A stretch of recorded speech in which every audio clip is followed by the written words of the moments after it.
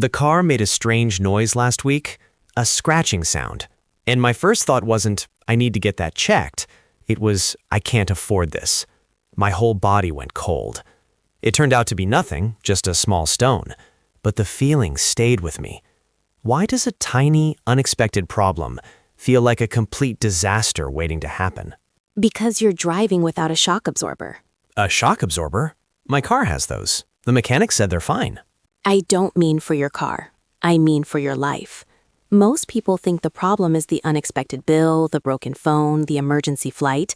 That's the bump in the road. The real problem is that they feel every single part of that bump, personally. They have no system to absorb the financial shock. You mean an emergency fund? I know. I should have one. Notice that word, should. It feels like a duty, a heavy obligation that you're failing at. That's the first mistake. We call it an emergency fund, but that's not what it is. Then what is it? It's a tool for peace of mind. Its main purpose isn't to solve a huge crisis once every 10 years. Its real job is to handle the small, annoying problems that happen a few times a year. That sounds less dramatic. The advice is always to prepare for losing your job or a major medical issue. And that advice paralyzes people. The goal feels so big, so impossible that they don't even start. They think about the huge disaster. But what really drains our energy are the small, frequent stresses. The washing machine breaks. The dentist finds a problem. Your laptop dies. These small shocks are inevitable. Okay, inevitable is the right word. It feels like something is always happening. So if we're not planning for a huge job loss, what are we planning for? You are planning to protect your focus. When the car makes a noise, your brain should be free to think, what's the best way to fix this? Not, how will I possibly pay for this? The fund creates a small space between a problem and a panic. It separates the practical issue from the emotional one. So the purpose of the fund isn't just to have money, it's to keep thinking clearly. Exactly. It buys you breathing room. It stops a small leak from sinking the whole ship. But this brings me back to the big, paralyzing problem. How much? The experts say you need 3 to 6 months of living expenses. For me, that's a huge amount of money. It would take years to save that. It feels completely hopeless. And that feeling of hopelessness is why most people never save the first dollar. They see the top of the mountain and decide it's not worth starting the climb. But they are looking at the wrong goal. What's the right goal then? The first $1,000 or $500. The first small amount is the most powerful part of the entire fund. How can $1,000 be more important than $20,000? That doesn't make sense. Because the first $1,000 changes your behavior. It's the money that stops you from reaching for a high-interest credit card for a small emergency. It's the money that proves the system works. Saving that first small amount creates momentum. Momentum, a force that keeps you moving. I see. So the goal isn't the final number. The goal is to start moving, to break the habit of doing nothing. Precisely.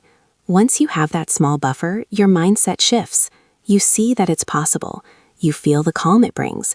That feeling gives you the energy to keep going, to build it up to 1 month of expenses, then 2. The final number is the destination, but the journey starts with one step. And that first step does 90% of the work in changing your financial life. Okay, let's say I managed to build that momentum. I saved that first $1,000. Now where do I put it?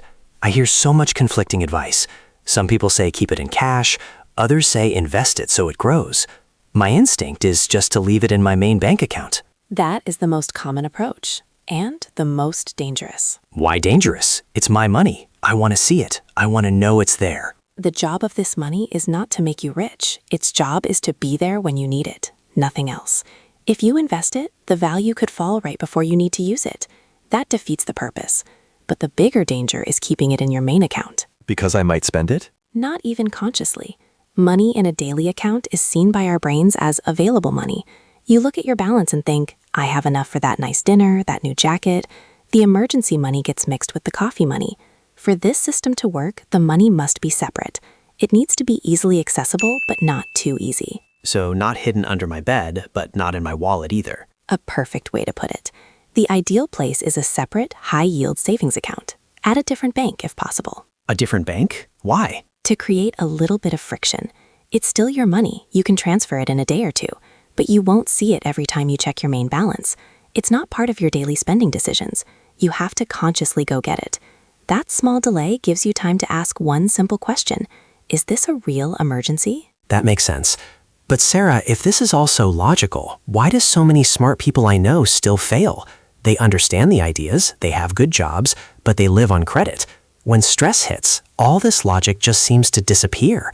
It feels like we are ignoring human emotion. We aren't ignoring it. We are designing for it. This whole system is built for the moment when logic fails. Think of it like a fire station.